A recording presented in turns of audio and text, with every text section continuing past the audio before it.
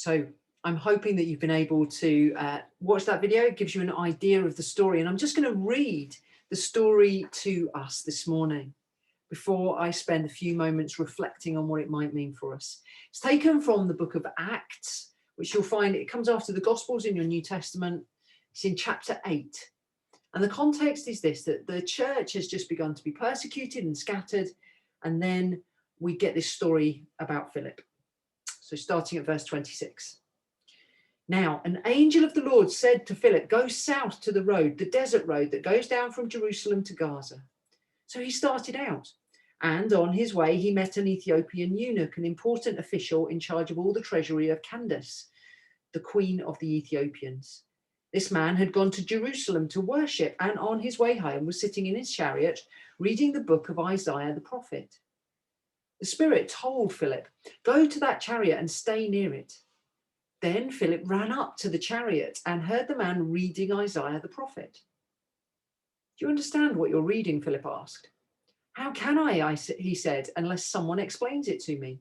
So he invited Philip to come up and sit with him. The eunuch was reading this passage of scripture. He was led like a lamb to the slaughter, and as a lamb before the shearer is silent, so he did not open his mouth. In his humiliation, he was deprived of justice. Who can speak of his descendants? For his life was taken from the earth. The eunuch asked Philip, tell me, please, who is the prophet talking about, himself or someone else? Then Philip began with that very passage of scripture and told him the good news about Jesus.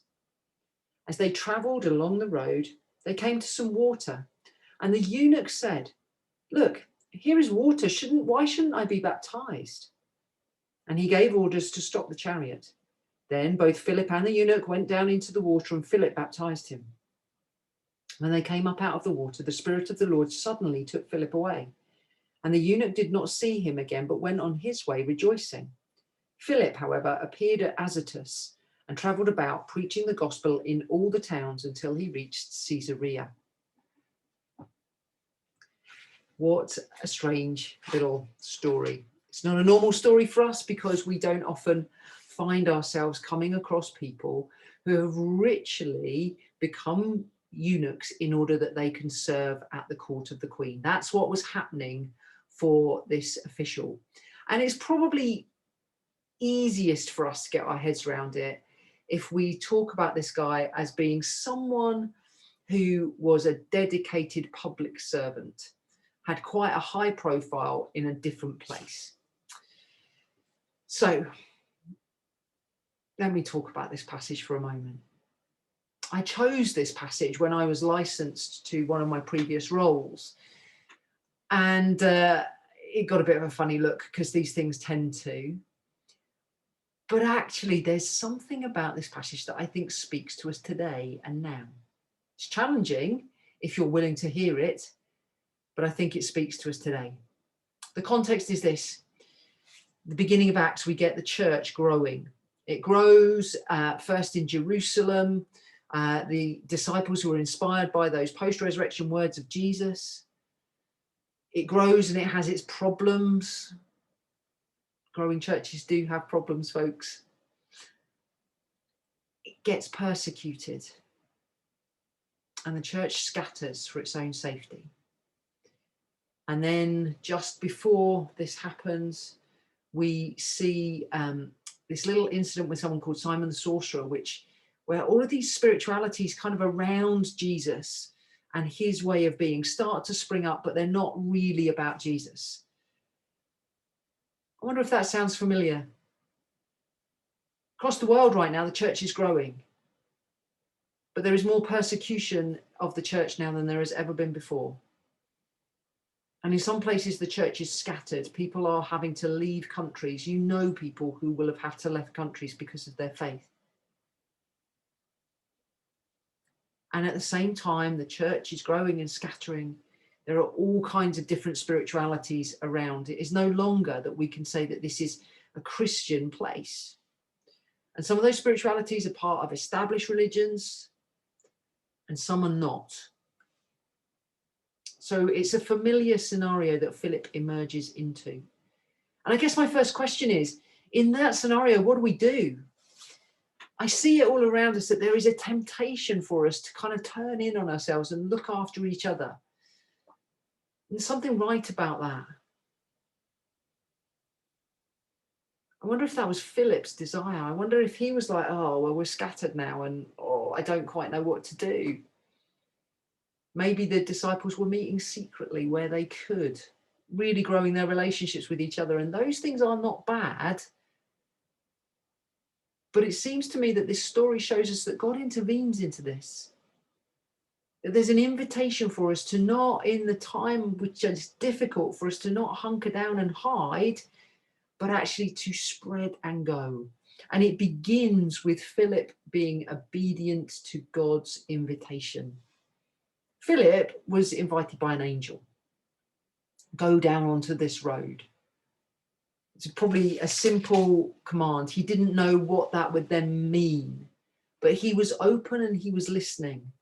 Folks, are we open and are we listening to those tiny prompts of God? Oh, pop into that shop.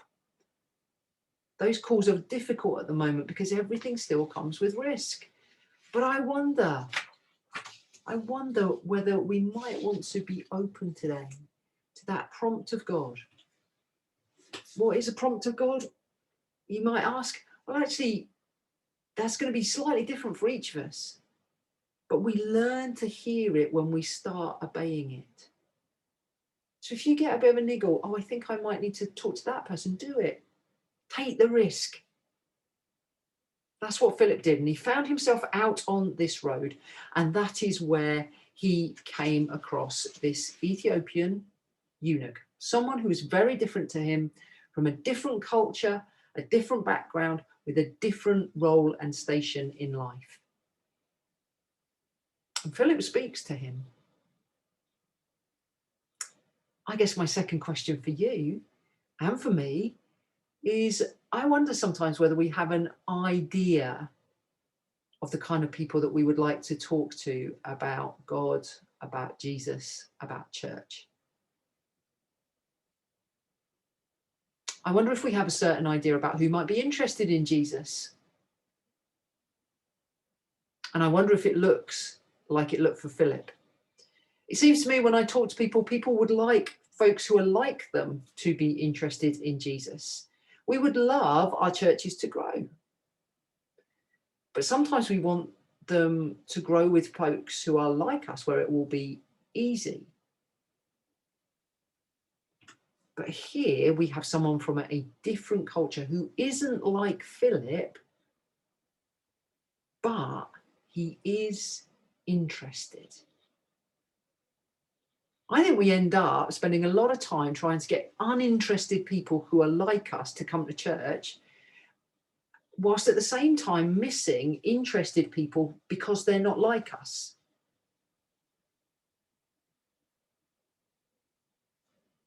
I wonder. And then we see, this is verses 30 to 32, a whole bunch of questions.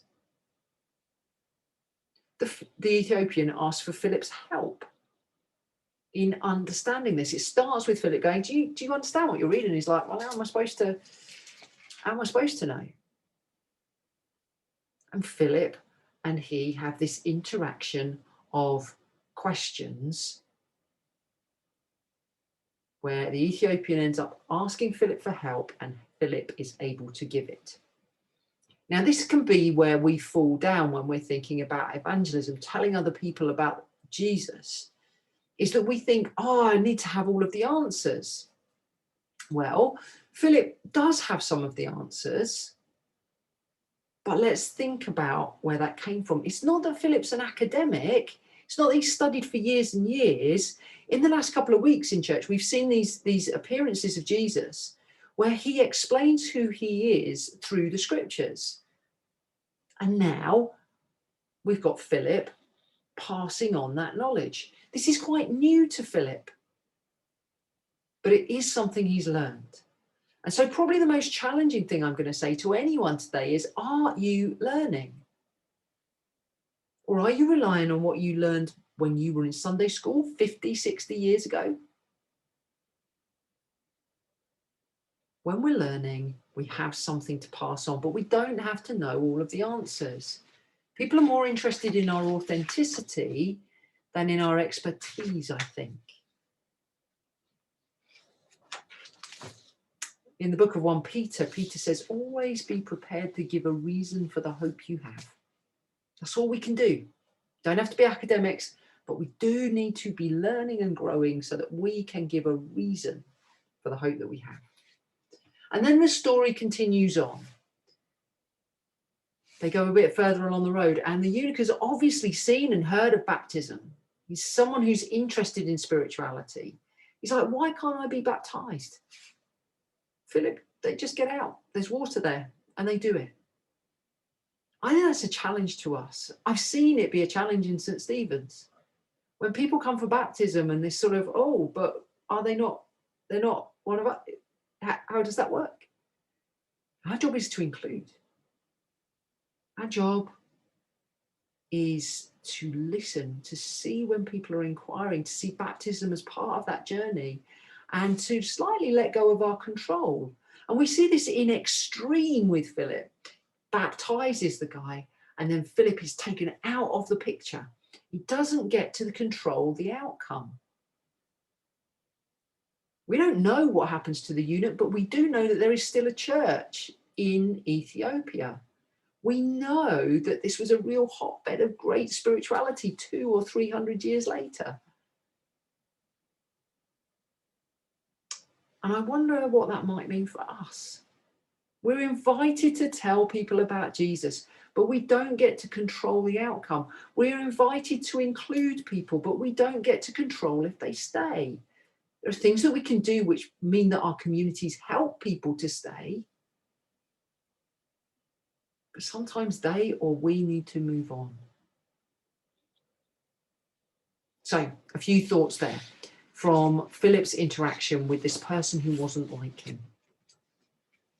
We've got a couple of songs that I'm going to invite you to listen to as you think about this, this message, and then I will return with some prayers in just a few moments.